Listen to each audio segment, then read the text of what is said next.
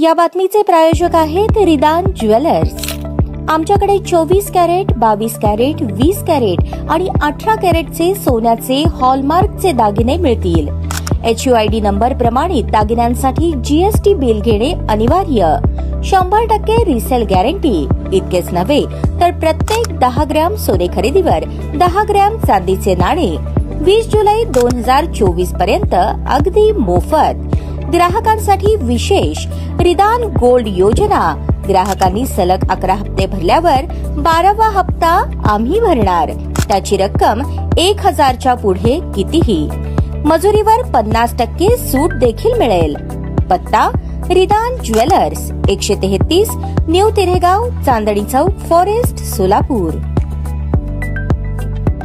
रुग्णसेवक रुपेश कुमार भोसले यांच्या मागण्या पूर्ण झाल्या नाहीत तर पूनम गेट जिल्हाधिकारी कार्यालय येथे उपोषणाला बसणार असल्याचा भोसले यांनी सरकारला इशारा दिला आहे। महात्मा ज्योतिबा फुले जन आरोग्य योजनेच्या मोफत उपचार असतानाही रुग्णांकडून पैसे घेण्याचे प्रकार सर्व हॉस्पिटलमध्ये होत आहेत, त्याची चौकशी करावी। धर्मादाय हॉस्पिटलमध्ये हॉस्पिटलच्या बेडपैकी 10% राखीव बेड ठेवून गोरगरीब रुग्णांना मोफत उपचार देण्याचे असताना देखील हॉस्पिटलकडून उपचार मिळत नाहीत किंवा राखीव बेडमधून ऍडमिट करून मोफत उपचार देण्यात येत नाहीत, याची चौकशी करण्यात यावी। सर्व हॉस्पिटलची माफक दरात उपचार देण्यात यावेत। हॉस्पिटलमधून रुग्णांची भीतीदायक परिस्थिती निर्माण करून रुग्णांच्या उपचारात अवाढव्य रक्कम घेण्यात येते। यासाठी सर्व उपचारांची आणि टेस्टचे दर सरकारकडून निश्चित करण्यात यावे। खासगी हॉस्पिटल व धर्मादाय हॉस्पिटलमध्ये मेडिकलची परवानगी देण्यात येत आहे, ते रद्द करून हॉस्पिटलच्या बाहेर मेडिकल असावे। यामुळे रुग्णांची लूट जास्त प्रमाणात होते। त्यांना परवानगी नाकारली गेली तर रुग्णांना बाहेर जाऊन औषध आणू शकतो आणि त्यामुळे भरमसाठ लूट थांबू शकते। या सगळ्या मागण्यांचा विचार करून लवकरात लवकर चौकशी करून दोषींवर कार्यवाही करावी आणि गोरगरीब जनतेला लवकरात लवकर सर्व उपचारांचा लाभ मिळवून द्यावा। अन्यथा येणाऱ्या 11 जुलैपासून पूनम गेट जिल्हा परिषद येथे उपोषण आणि धरणे आंदोलन करण्यात येईल, याची नोंद घ्यावी। या सगळ्याची जबाबदारी सरकारची आणि प्रशासनाची असेल। यावेळेस कृष्णहरी सामल, नागेश पांढरे, सुशील सोनवणे, लखन सालगुडे, इतर पदाधिकारी यांची उपस्थिती होती। राष्ट्रवादी काँग्रेस पार्टीच्या माध्यमातून आज या ठिकाणी जिल्हाधिकारी यांना मनीषा कुमार यांना या ठिकाणी निवेदन दिलं आलेलं आहे।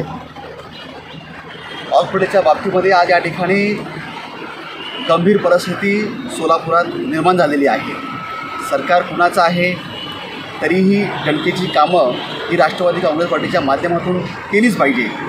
त्यामुळं आज सोलापुरात सिव्हिल हॉस्पिटल राज्यामध्ये 2 नंबर असताना देखील या ठिकाणी अँजिओप्लास्टी आणि अँजिओग्राफी या हॉस्पिटलमध्ये होणं फार गरजेचं आहे, जेणेकरून लोकांना उपचार हृदयाचं देखील सिव्हिलला मिळेल जातं। महात्मा ज्योतिबा फुले जन आरोग्य योजनेच्या माध्यमातून मोफत उपचार असताना काही हॉस्पिटलमध्ये पैसे उकळण्याचा प्रकार सुरू आहे। याची गंभीर दखल घेऊन त्या ठिकाणी चौकशी करावी। सगळ्या हॉस्पिटलची चौकशी केली पाहिजे। धर्मदायित्व चॅरिटेबल ट्रस्ट हॉस्पिटलच्या माध्यमातून उपलब्ध खाटापैकी 10% खाट हे दुर्बल घटकातील रुग्णांना मोफत उपचार मिळावे म्हणून राखीव असतात। या माध्यमातून मी सांगू इच्छितो की त्या ठिकाणी फक्त कागदोपत्रीच लोकांना उपचार मिळाला असं दाखवतात। याची चौकशी करावी आणि त्या ठिकाणी रोजच्या रोज दुर्बल घटकातील रुग्ण तिथे ॲडमिट असताना याची माहिती आपण बोर्डावर लावावी आणि फलक अक्षरात लावावी बोर्ड सगळ्या हॉस्पिटलने। तर लोकांना कळेल की आज या ठिकाणी बोर्डच्या माध्यमातून लोकांना दुर्बल घटकातील लोकांना कळेल की बाबा या ठिकाणी आज वेळ आपल्याला दुर्बल उपचार मोफत मिळेल। सर्व हॉस्पिटलच्या रुग्णांना एक भीतीदायक वातावरण निर्माण करून लोकांकडून पैसे उकळण्याचं काम अवाढव्य केलं जातं। माझी शासनाला विनंती आहे की त्या ठिकाणी आपल्या प्रशासनाचा व्यक्ती त्या सगळ्या हॉस्पिटलमध्ये नेमावा, जेणेकरून त्याचं ऑडिट केलं जावं, म्हणजे लोकांना तिथे लुबाडलं जाणार नाही किंवा जास्तीत जास्त लोकांना पैसे घेतले जाणार नाही। हॉस्पिटलच्या आवारातील जे मेडिकल आहेत त्या मेडिकलला हॉस्पिटलच्या बाहेर परमिशन द्यावी आणि त्या हॉस्पिटलमध्ये भरमसाठ औषधाची मागणी केली जाते आणि भरमसाठ लूट त्या ठिकाणी केली जाते, म्हणून ते हॉस्पिटलच्या आवारात मेडिकलची परवानगी नाकारावी म्हणून आम्ही शासनाला विनंती केलेली आहे। पंतप्रधान आयुष्यमान कार्डाचा 5 लाखाचा विमा असताना देखील काही हॉस्पिटलला सोलापूर जिल्ह्याच्या 51 हॉस्पिटलची त्या ठिकाणी यादी जाहीर केली, परंतु या 51 हॉस्पिटलमध्ये 5 लाखाचा विमाचा महात्मा पंतप्रधान जन आरोग्य योजनेचा उपचार मिळत नाही, तसा आम्हाला आदेश नाही, असं अजून मिळालं नाही असं हॉस्पिटल म्हणतात।